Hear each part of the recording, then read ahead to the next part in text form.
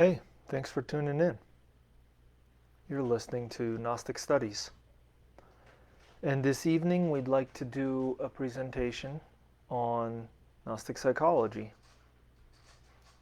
We're currently doing our Introduction to Gnostic Psychology series, and we're on class 5. It's called Our Particular Psychology. Before we get into today's material, though, we want to do a brief review of what we talked about in the previous class: attitude and character. Before I do that, let me just double check that my mic volume. Okay, looks good. The brief review: attitude and character, which is our previous class. We said that our physical body is an instrument through which we can express ourselves. And we studied the physical body in the class before that, the human machine. But that our attitude and character express themselves through our physical body. Attitude is something so important, and the idea of attitude was connected with emotional state.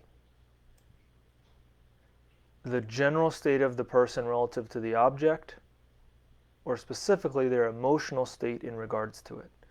So what is the object? Well, we're the subject, so the object is whatever the thing is that we're considering.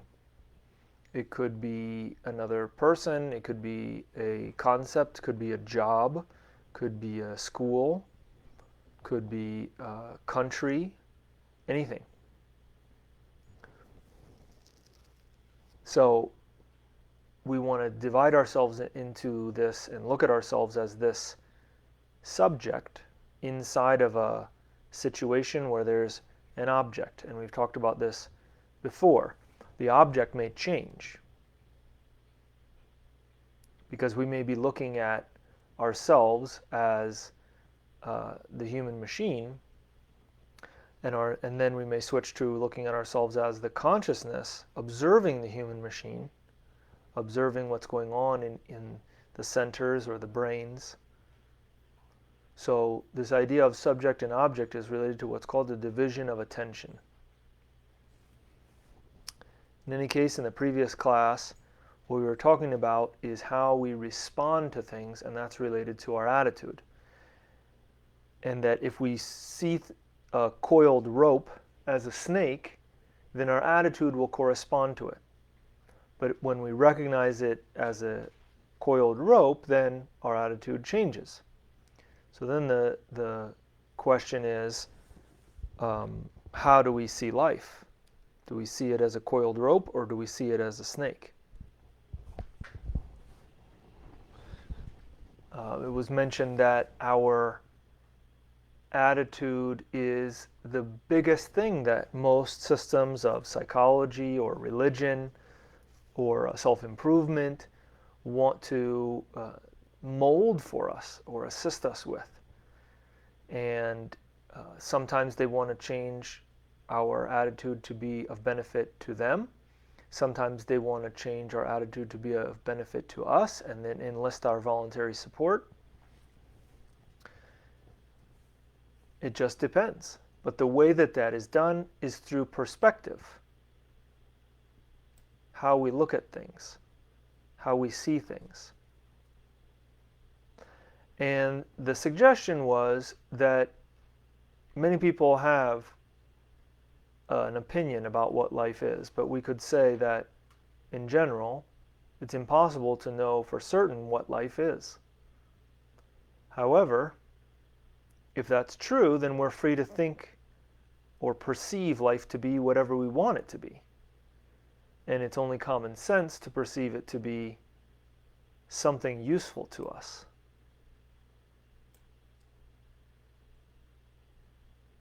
When we see life as something useful to us, then this allows us to change our attitude in regards to it.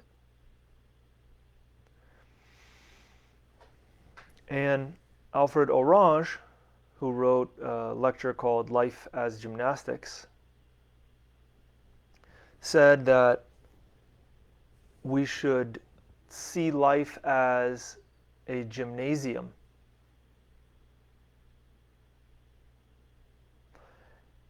And he says that when we go to the gym, we have a different attitude than when we go to a nightclub or a lecture hall or a funeral home or anything else.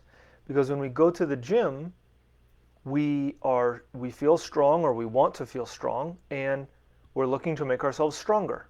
Our whole point in going to the gym is to strengthen ourselves in some way, whether it's our cardiovascular health, whether it's our muscular health, whatever it may be, whether it's to improve our skills with certain exercises or practices. We want to become better. So if we take that same attitude towards life, that we want to use life to make ourselves better, and we see the external events of life as obstacles that can make us stronger, then we've got, in his opinion, the best attitude for life, of perceiving whatever comes our way. And so then this requires that we divide ourselves up. That is, divide ourselves in our analysis between events that occur on the outside and states that occur on the inside. Psychological states are related to our attitude. But events are different. Events are on the outside. If we're observing the inside, what we're observing is our states. We have different internal states related with intellect, emotions, movement, instinct, and sex.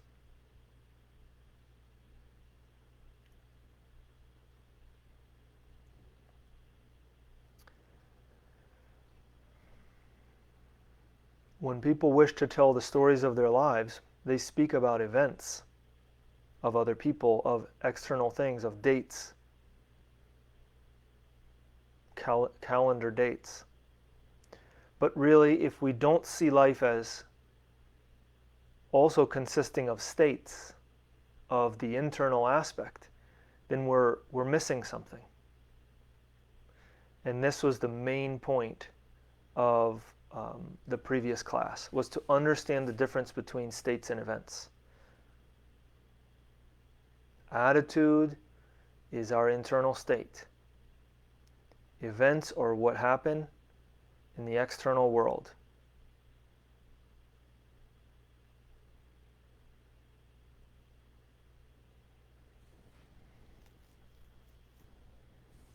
And the goal is to properly combine our internal state with the external event. So what does that mean? Well, can we change our internal state? Can we change our attitude? Well, we know that our attitude can change based on external events, right? If someone gives us a large sum of money or compliments us, that can change our internal state. If someone insults us or takes a large sum of money from us, that can affect our internal state. So the question is, can we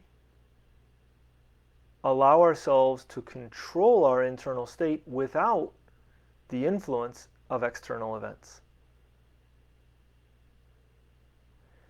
Because this is really the key to handling life in the best way possible, to being, to strengthening ourselves with the psychological gymnasium of life.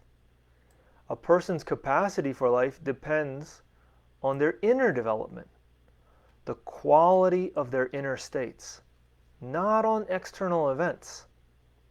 External events are external.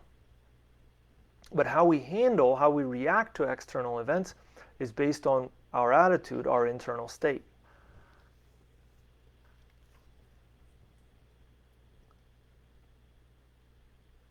And as it says here, if this apparatus for living is swamped by self-pity and worries and other negative emotions, then no matter how delightful the outer events may be, nothing can happen properly, because the person themselves are unable to combine in a fortunate way with the external events.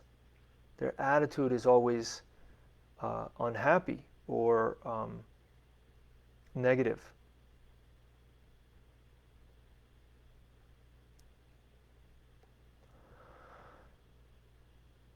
So I think we'll stop with our review there, and we'll jump into today's class. But if you don't understand or you want to review part 4, I highly recommend it, because part 4 is really where we start getting into the reason we need to work on ourselves. Now we're furthering that understanding. We're in the 5th class of 10 classes. So we're about halfway. And we're going to look at what we can observe within ourselves, what we see inside of ourselves.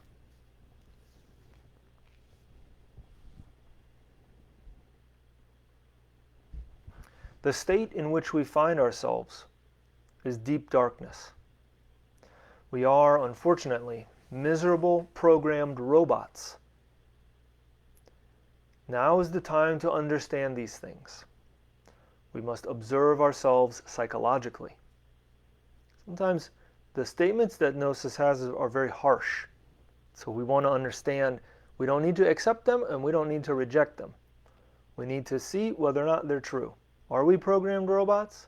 What does it mean when it says that we're programmed robots? So that's going to be explained. But the idea is that culture programs us, our family life programs us, school programs us, work environment programs us. And all of these programs or ways of reacting unconsciously are a huge problem for our spiritual development. And this is why we need to observe ourselves, to discover all the mechanical things that we're unconsciously doing. Above all, we must admit that we have a particular psychology. People easily accept that they have a physical body because they can touch it. But the majority of people do not accept the fact that they have their own particular psychology because they cannot physically see it.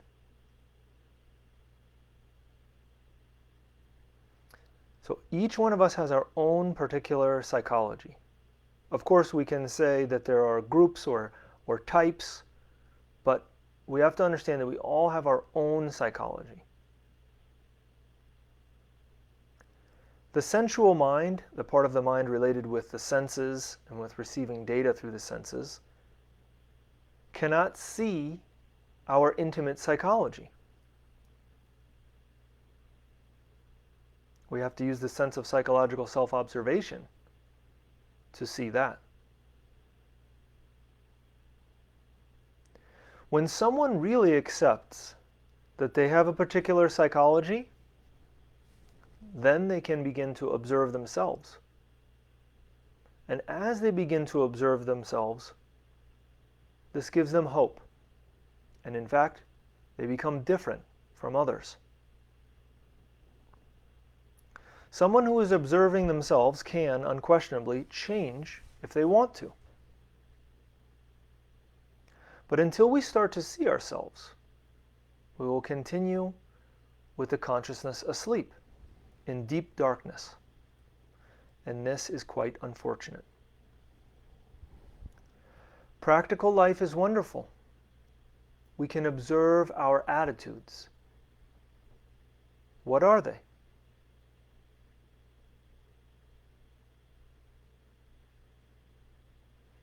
There is an intimate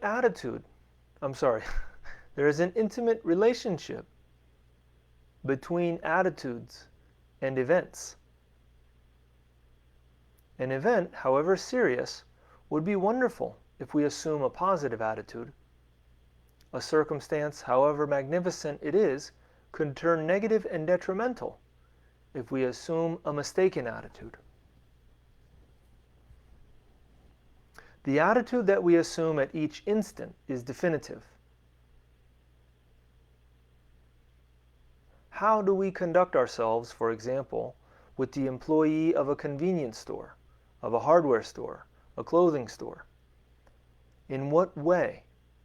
Maybe we get upset because they did not bring the exact merchandise we asked for, or because they are dull, at least we consider them to be so, or because they don't understand us, and then we look at them angrily and we scold them. We would like them to change. We would like to change them, when in fact it is us who must change. We are insolent or arrogant. Possibly we are even conceited. And that's why we look at the shopkeeper or the employee of a store in such a way. But let us not fill ourselves with conceit, because this defect is the worst enemy of the dissolution of the psychic aggregates. So now this class could also be called the Introduction to the Psychological Aggregates. So understanding what these are. Gnosis says that we have within us many different desires, egos, psychological aggregates. Sometimes they're called I, like the letter I in English, as in a self. We have lots of these little individual things inside of us, but we lack true individuality.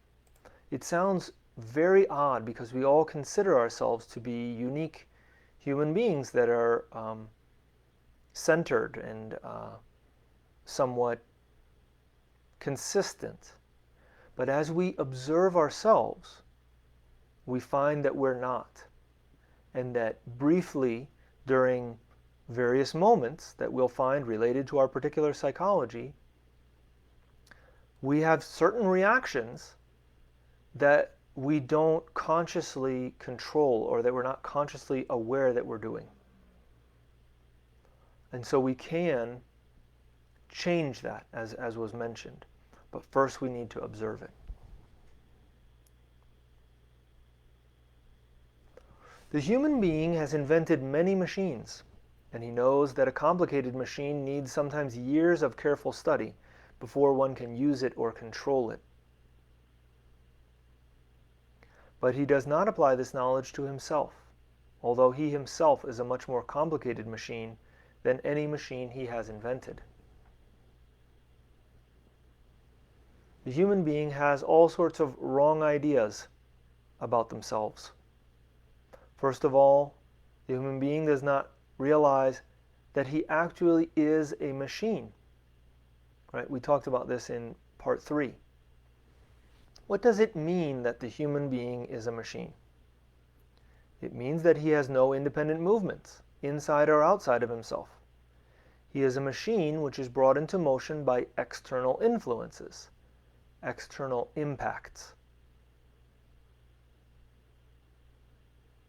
This is clear if we consider that people react mechanically when faced with the diverse circumstances of life. When they're flattered, they smile. When they're humiliated, they suffer.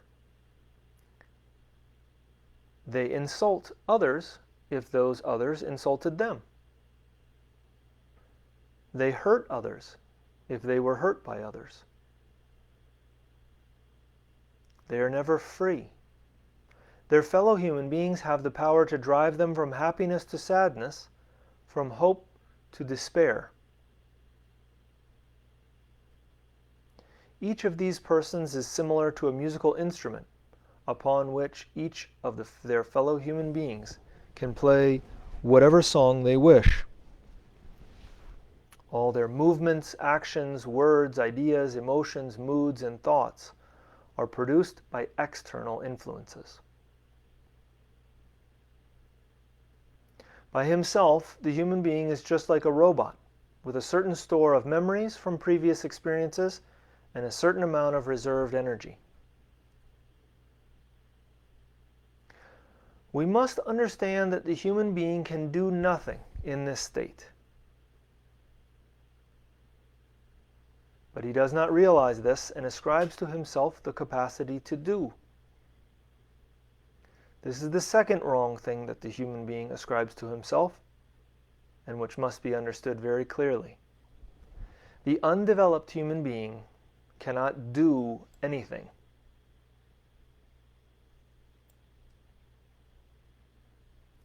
Everything that human beings think they can do really just happens to them, related with external events and then their reaction to those external events. We say that a person thinks, reads, writes, loves, hates, starts wars, fights, and so on. But actually all this happens. The human being cannot move, think, or speak of his own accord. He is a marionette or a puppet pulled here and there by invisible strings. What happens to him yesterday happens to him today, and will happen to him again tomorrow. All things repeat themselves in his life. He says the same things, does the same things, and complains about the same things. If a person understands this, then they can learn more about themselves. And possibly then things may change, or begin to change for them.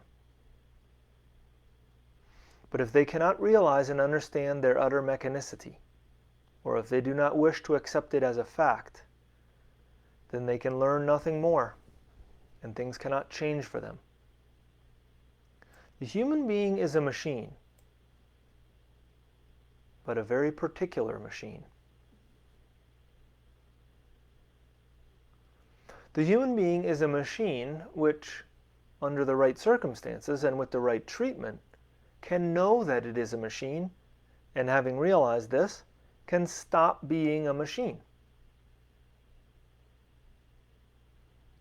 First of all, to develop himself, a human being must know that he is not one, but that he is many. And I know it's using the he, him pronouns, but we're talking about everyone.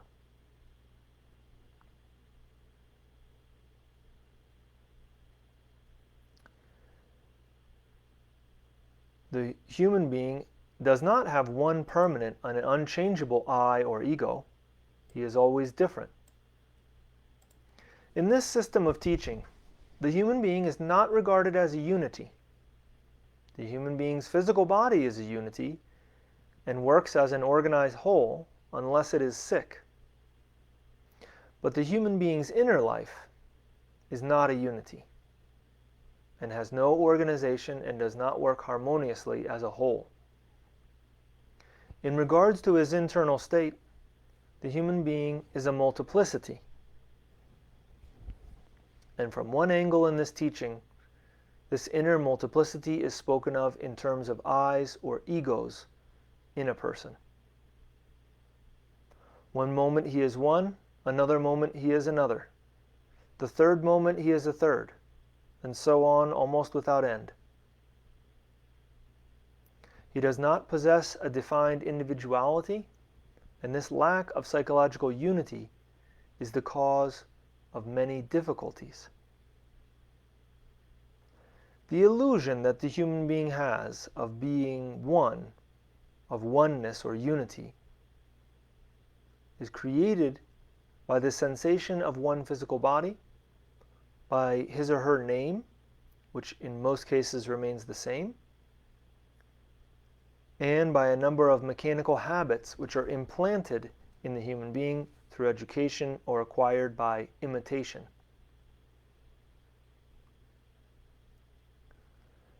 Having always the same physical sensations, hearing always the same name, and noticing in themselves the same habits and inclinations they had before, the human being believes themselves to always be the same.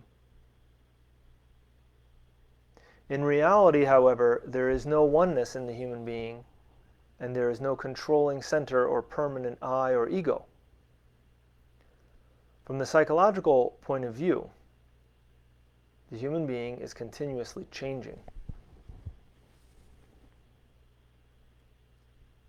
This is the general picture of him.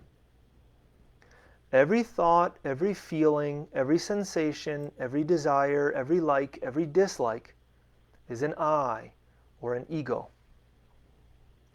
We're talking about the letter I now.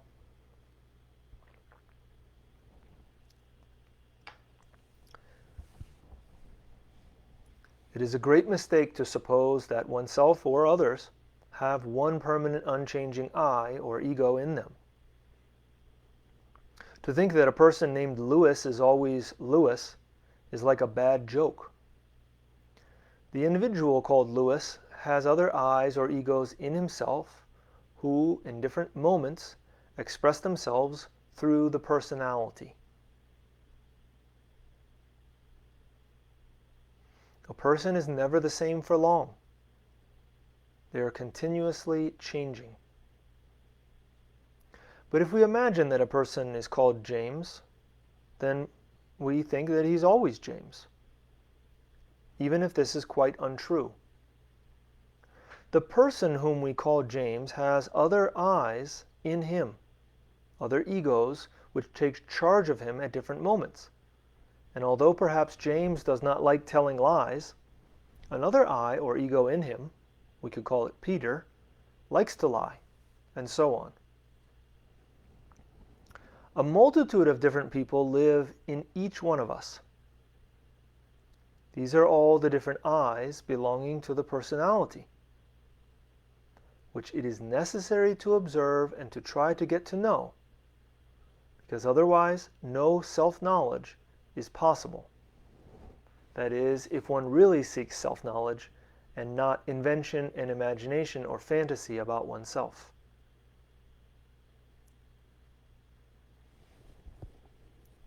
We are all nothing but a crowd of different people, some better and some worse.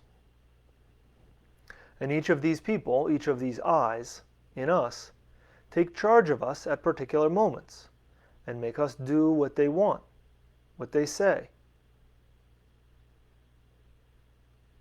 Make us feel and think what they feel and think. No person is the same in a continuous way, because many people, many I's, live inside each person. These I's are not necessarily connected together, but each of them depends on the change in external circumstances, right? External events, and on the change of impressions. Some of them mechanically follow another or some others. Some appear always accompanied by others, and there are certain groups of I's which are naturally connected together, which we will speak about later. Now we must try to understand that there are groups of I's connected only by associations, memories, or quite imaginary similarities. Each of these I's or egos represent, at a given moment, a very small part of our self, mind, or consciousness. But each of them wants itself to represent the whole. When a human being says I, it sounds as if he means the whole of himself. But really, even when he thinks that he means it, it is only a passing thought, a passing mood, a passing desire. In an hour's time, he may completely forget it, and with the same conviction express an opposite opinion, opposite view, opposite interests, etc. The worst of all this is that the human being does not remember nor realize it. In most cases, the human being believes the last I or ego which expressed itself through them. As long as it lasts, that is, as long as another one, maybe completely unconnected with the one before that, doesn't express itself, its opinion or its desire louder than the previous one. So again, this is all something that we need to observe in ourselves. Is this true? Do we have things in ourselves that express themselves through us and that we don't consider to be part of ourselves?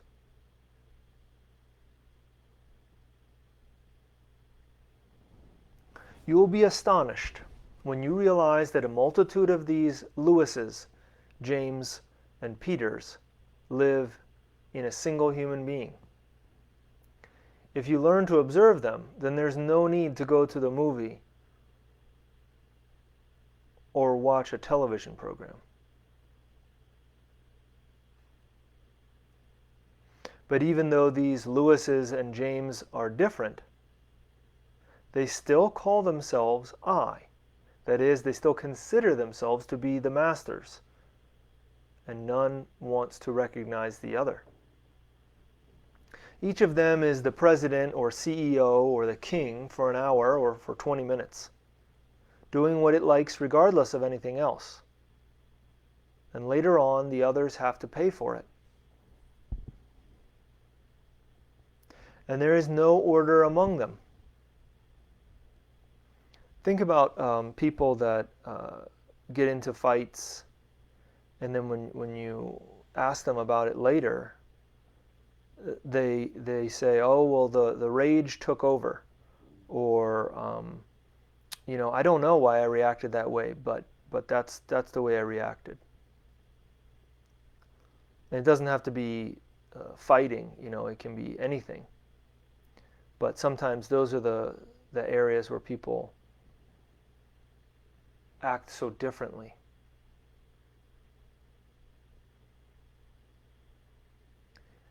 So there's no order among these different I's or egos that possess us whatsoever. Whoever gets the upper hand is the master for the moment, and they whip all the others, and they don't care about anyone else. But in the next moment, another I or ego seizes the whip and beats the previous one, and so it goes on all one's life. Imagine a country where everyone can be king or queen for 5 or 10 minutes, and that they do whatever they like with the whole kingdom during that time. That is our life. One of the human being's important mistakes, and one which must constantly be remembered, is the illusion that we have in regards to ourselves, to our I. This illusion exists in each and every one of us. It can only be discovered gradually through personal observation, through observing our particular psychology. Each of us ascribes to ourselves the possession of individuality, and not only of individuality, but full consciousness and willpower. But this system of ideas that we're studying teaches that the human being is not one, not a single individual, but many. That is, many different people exist inside of us, and that the human being is not properly conscious, but nearly always asleep in dreams, in mechanical imagination or fantasy, in considering, in negative emotions, and so on. And as a result, the human being does not remember themselves. So they waste and destroy their inner life and live in a sort of darkness. And finally, that they do not possess a single will or willpower, but they have many different wills which conflict with each other and act in different ways. Like the one that says, okay, I'm going to sleep early and I'm going to get up early so that I can do something in the morning. But then when nighttime comes, I'm just going to stay up a little bit later. And then the alarm goes off in the morning, I'm just going to snooze a little bit.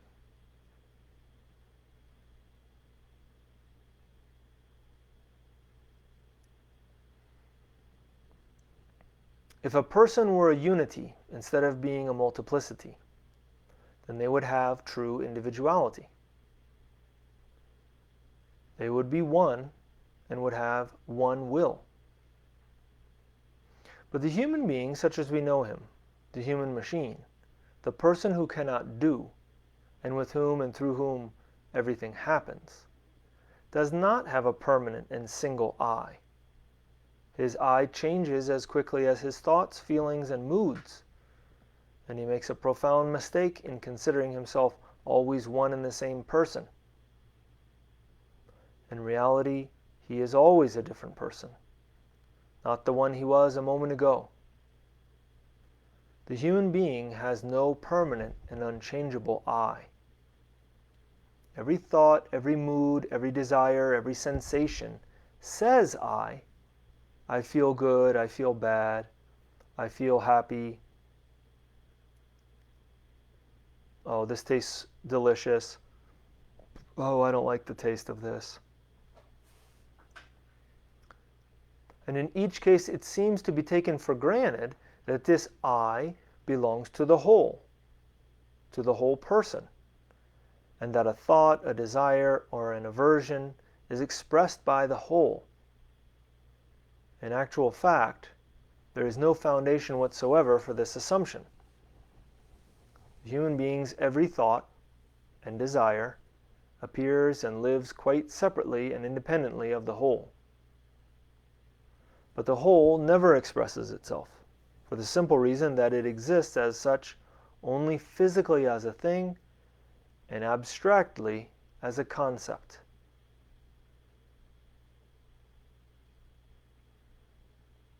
The human being has no individual I, but there are instead hundreds and thousands of separate small I's, very often entirely unknown to one another, never coming into contact or even hostile to each other, mutually exclusive and incompatible.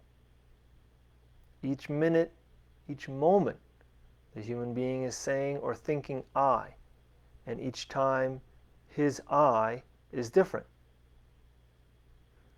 Just now it was a thought, now it is a desire, now a sensation, now another thought, and so on endlessly. The human being is a plurality.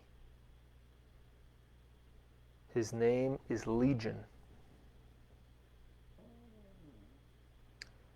The alternation of I's, their continual, obvious struggle for supremacy, is controlled by accidental external influences. Warmth, sunshine, fine weather, all these things immediately call up a whole group of I's. Cold, fog, rain call up another group of I's, other associations, other feelings, other actions. There is nothing in the human being that is able to control this change of I's, mainly because the human being does not even notice it or know of it. They live always in the last I, the last one that possessed them. Some I's or egos, of course, are stronger than others. They've been created by the strength of circumstances, of mechanical external stimuli, accidents, etc. Education, imitation, reading, the hypnosis of religion, caste, and traditions, or the glamour of new slogans. All these things create very strong I's in the human being's personality, which dominate a whole series of other weaker I's. The human being has no individuality. He has no single big I. The human being is divided into a multiplicity of small I's. And each separate small I is able to call itself by the name of the whole, and even act in the name of the whole.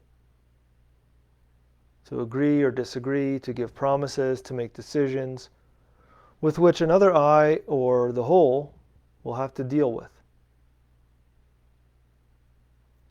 This explains why people so often make decisions and very seldom carry it out. A person decides to get up early the following day. One I, or group of I's, decide this. But getting up in the morning is the business of another I, who entirely disagrees with the decision and may even know absolutely nothing about it. Of course, the person will again go on sleeping in the morning and in the evening make the decision to get up early again. In some cases, this may assume very unpleasant consequences for a person. A small accidental I may promise something not to itself, but to someone else at a certain moment simply out of vanity or for amusement. Then it disappears. But the human being, that is, the whole combination of other I's who are quite innocent of this promise, may have to pay for it, and they may even have to pay their whole life. This is the tragedy of the human being, that any small I has the right to sign checks and promissory notes, and the human being, that is the whole, has to meet them or fulfill them. People's whole lives often consist in paying off the promissory notes of small accidental or temporary I's.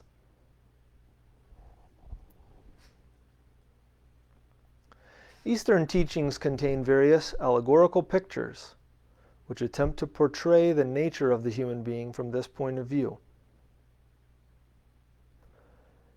In some teachings, a person is compared to a house in which there is a multitude of servants, but no master. The servants have all forgotten their duties. No one wants to do what they should do. Everyone tries to be master, even if it's only for a moment. And in this kind of disorder, the house is threatened with grave danger.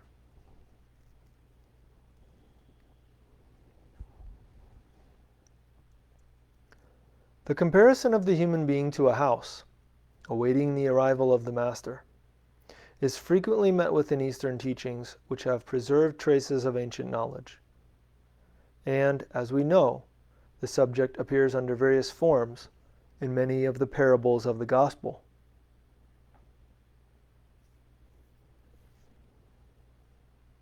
In order to change our present situation and address this multiplicity, we must have a very strong desire for liberation and be willing to sacrifice everything, to risk everything for the sake of this liberation.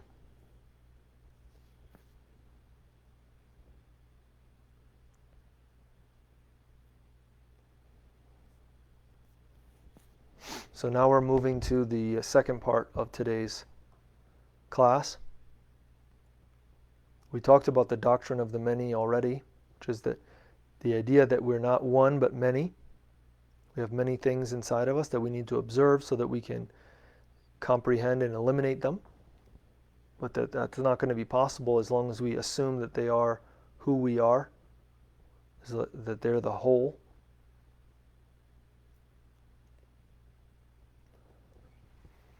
It's necessary to understand the structure of the human machine. We talked about this in class 3. One of the greatest errors that we have about ourselves is that we think we have one mind. We call the functions of this mind conscious, and everything that does not enter this mind we call unconscious or subconscious. So let's understand why this is one of our principal errors. Of the conscious and unconscious we will speak later. At this moment we wish to explain to you that the activity of the human machine, that is, of the physical body, is controlled not by one, but by several minds, entirely independent of each other, having separate functions, separate spheres in which they manifest themselves. This must be understood first of all, because unless this is understood, nothing else can be understood. Right? So the idea that we have multiple minds. The most critical aspect of all of this is the lack of psychological organization in the intimate depths of each person. Certainly, under these conditions, the internal lives of people do not exist as a completely harmonious working unity. The humanoid, in regards to their internal state, is a psychological multiplicity, a sum of I's. The greatest error of cheap pseudo-esotericism and pseudo-occultism is to assume that others or that we ourselves have or possess a permanent and immutable I without a beginning and an end. If for at least an instant those who think in this way were to awaken their consciousness, then they would clearly see for themselves that the rational humanoid is never the same for very long.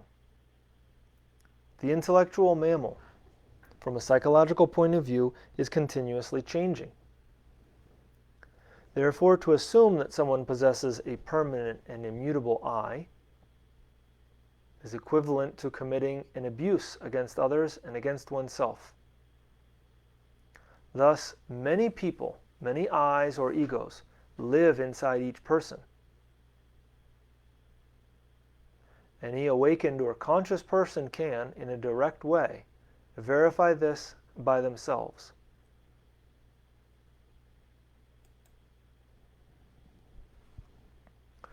When a person begins to observe themselves from the angle that they are not one but many, then they begin to work on their being. We cannot do this if we remain under the conviction that we are one, for then we will not be able to separate ourselves from ourselves.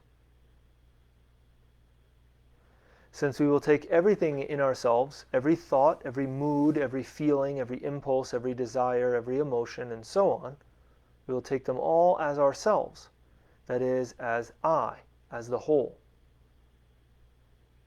But if we begin to observe ourselves, we will then at that moment become two, an observing side and the observed side, right? Subject and the object, the observer and the observed. And unless we divide ourselves in this way and struggle to make this division more and more distinct, we will never be able to shift from where we are. Because always taking everything that takes place in us as ourselves, we will say I to it all. And so everything will then be the whole. Well, it will be I in us. And by identifying ourselves with everything that happens in ourselves and taking it all as I, we will make it impossible to change anything, since everything will hide behind this illusion of I and continue to exist within ourselves, within us. In fact, the whole crowd of people within a man, the crowd of separate I's in him, both useful and the useless, will have, as it were, equal rights and be equally protected by that person, because he will be quite unable to distinguish them from one another, since he takes them all as himself, as who and what he is. This is merely one way of explaining the situation within a person who remains convinced that he is one. Now, a person cannot begin to change until they are able, as a result of self-observation, to say, this is an I, or this is an ego. As soon as a person can begin to say this internally to something they observe in themselves, then they begin to separate it from themselves. That is, they begin to take the feeling of I, or of self, out of it. And the result is that eventually, and often only after struggle, including further interior work, what they have observed can be comprehended and eliminated. But this is impossible if a man thinks that what he has observed is himself. Then no separation will be possible, and he will remain united with what he has observed, by taking it as I, that is, as himself, instead of taking it as an I or an ego in him. Right? We want to differentiate between what we are and what we have within ourselves. When a person is thinking, that person believes that it is they who are thinking. But our thoughts come at random unless we're thinking deeply and with attention, which is very rare. Almost all the thoughts that pass across our mind come from different I's or egos in us. Of course, what we're getting to is the reason why we say consciousness in Gnosis is independent of mental activity. It doesn't have to be a thought. In fact, it very often is not a thought. It is the experience without thinking, the grasping of interior knowledge. That's why we call it consciousness. It's not a thought.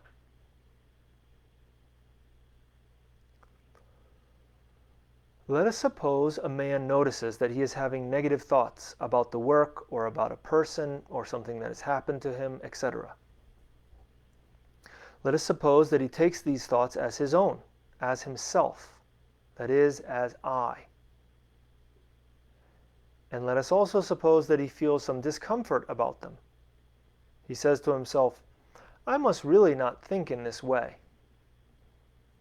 This may have a result or it may not. But the point is that he's making a mistake, namely, the mistake of taking all that happens within him as himself. When he observes himself rightly, he notices these thoughts not as himself, but as coming from a negative I in him, which perhaps he knows something about already, because he's been observing it.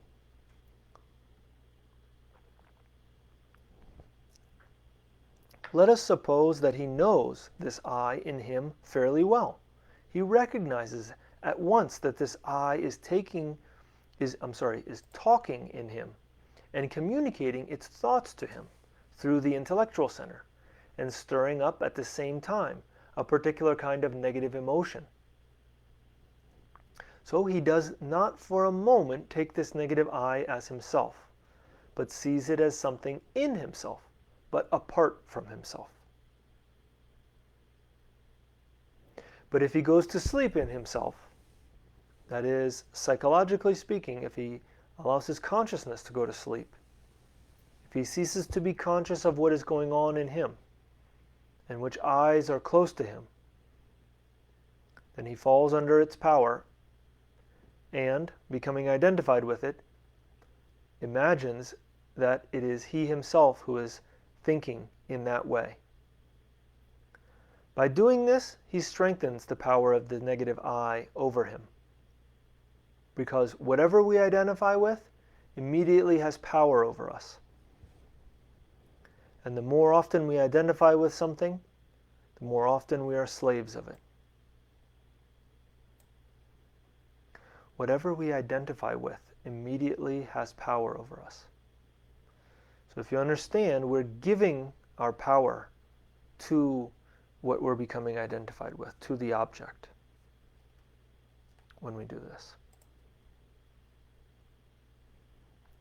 The illusion, therefore, that the human being has about himself, that he is one, refers to a possibility. The human being can attain unity of being. He can reach true individuality. But it is precisely this illusion, the illusion that he already has real individuality, that stands, first of all, in the way of the human being's attainment of this possibility. As long as a person imagines he has something, then he will not seek for it. Why should a man strive for something that he has never doubted for a moment that he already possesses? This is one of the effects of imagination or fantasy. It can fill up what is lacking, or makes it appear that we are like this or like that, when actually we're the reverse. In this work, it is constantly said that we must struggle with mechanical imagination or fantasy, and you must understand what this refers to. This also refers to imagination about ourselves, the ideas that we have, the sort of fantasies that we have about ourselves, the way we imagine ourselves to be. It is necessary to struggle with our mechanical imagination or our fantasy about ourselves, not only because it puts us into false experiences, artificial emotions, and often ridiculous situations, but because it stops all possibility of inner growth.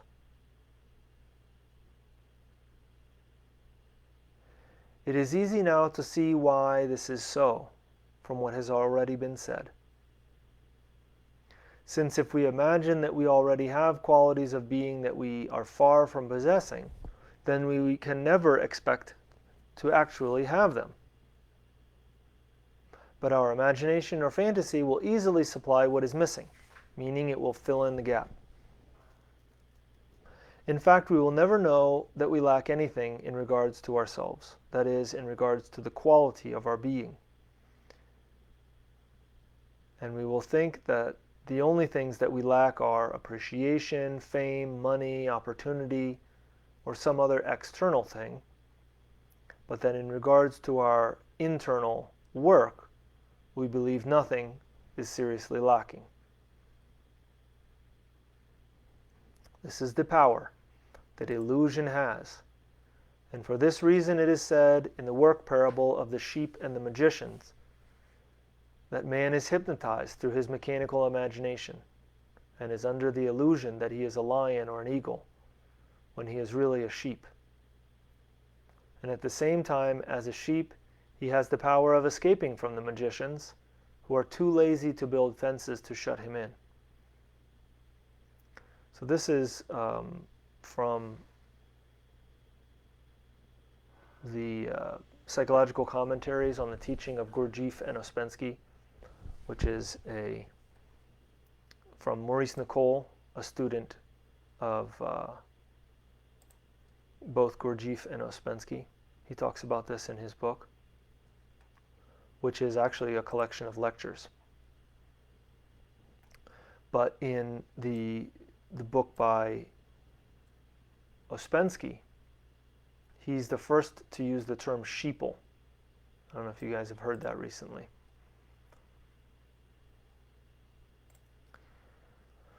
What we have to understand from all of this is that an illusion is something that is very real and definite in its effects. The imagination is not merely nothing but imagination, as is sometimes said. It is something very powerful indeed. Mechanical imagination or fantasy is an actual force acting universally on humankind, on humanity, and keeping the human being in a state of psychological sleep, whether the human being is so-called primitive or so-called civilized. No matter who, we're talking about everyone. And until a person begins to know what it is to remember himself, that is, to reach up to the third state of consciousness, which we talked about in the first and second classes, the force that manifests itself as imagination or fantasy in the two lower states of consciousness acts against him. This is because, as we have seen, the human being imagines he is one, he imagines he's a unity, and due to this illusion, he cannot shift from where he is in himself. Everyone, every person is, in themselves, at a certain stage of themselves, and no one can shift from this stage where he or she is in themselves unless they see very distinctly for themselves that they are not one and the same person, but many different people, and that to continue to think that they are one is an illusion.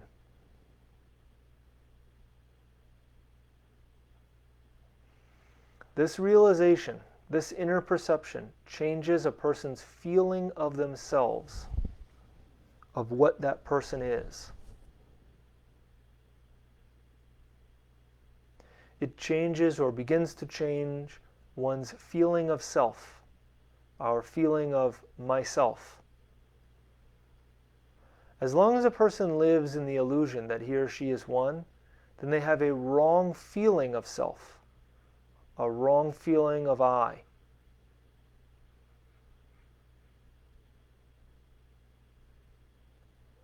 But they do not know this, nor do they know that because of it, not only is their life all wrong, and their interaction with others all wrong, but their own personal development is made impossible.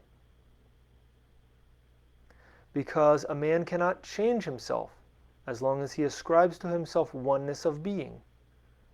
Because in doing so, everything in him he ascribes to himself. He will ascribe to himself everything, good or bad, in himself.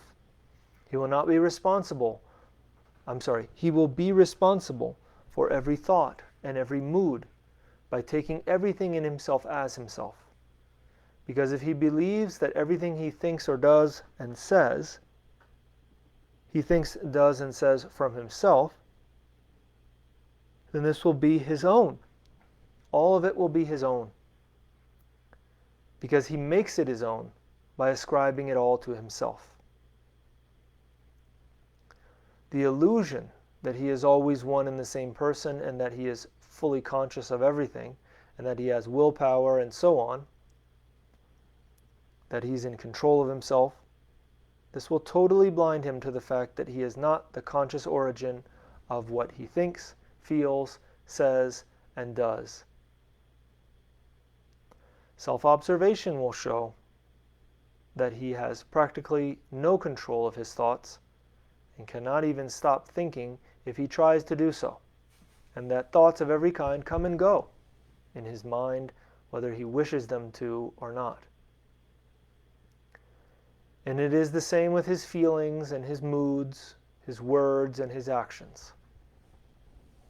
Unless a person can admit that they are not fully conscious of all that they say, not fully in control of their thoughts and moods and feelings, and not always one and the same person, then all this will remain hidden, concealed from them by the power of their own imagination, their own illusion of self, and the whole sense of oneself, one's whole sense of I, and thus one's relationship to one's inner states will be false.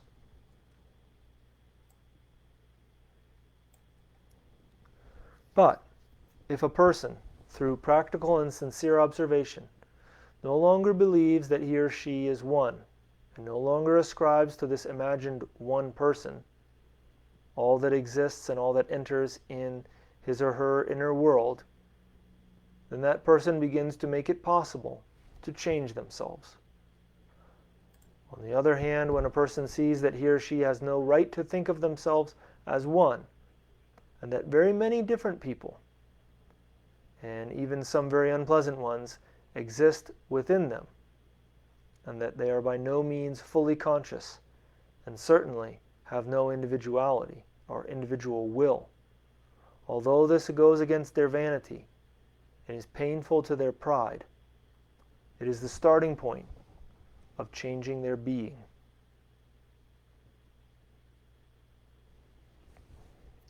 So to end this, we want to quote to you from chapter 13 of In Search of Revolutionary Psychology, where it says, "Whosoever takes all their psychological processes as the functioning of a unique individual and permanent I, is identified with their errors. They have them so tied to themselves that they have lost the capacity to separate them from their psyche." So the synthesis of this is that as we observe ourselves, we start to discover things that we do not consider part of that thing which is observing. That aspect of ourselves which we call consciousness, which is observing. And those things which we call I's or egos, psychological aggregates, desires, whatever name we give them, those we want to understand as not being part of ourselves, unless we make them part of ourselves, right? But the idea is if we can observe them, then it's something that we need to comprehend and eliminate in ourselves. And that's possible. And that's part of what we're going to explain in the second half of our course, of this introductory course of Gnostic psychology. So we want to open it up for questions and comments. If you have any, please feel free to leave them in the comments area.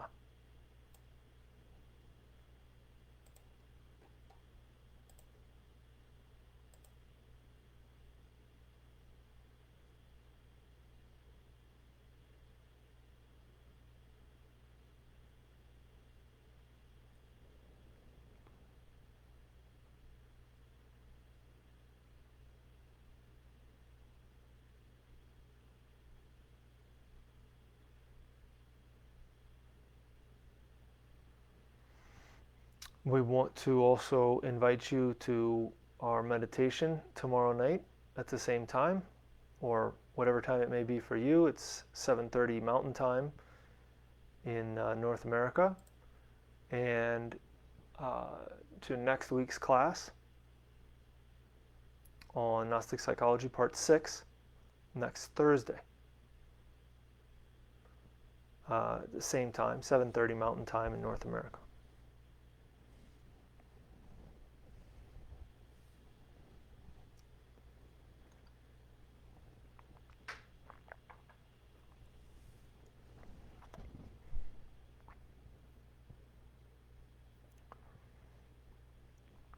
Well, it doesn't look like there's any questions at this time. Please feel free to leave some in the comments if you have any. And we want to thank you guys for your attention, for your participation with the class today. And we want to wish you the best in your internal work and your psychological work. And remember, we don't want to accept or reject. We don't want to condemn or justify the information that we're gathering. When we observe ourselves, we need to just get it as it is, without accepting or rejecting it, without condemning it, without justifying it. We need to understand it. We need to comprehend where these things come from in ourselves, where they emerged from, why they exist. So we'll talk more about that as our classes continue. But again, we wish you the best in your internal work.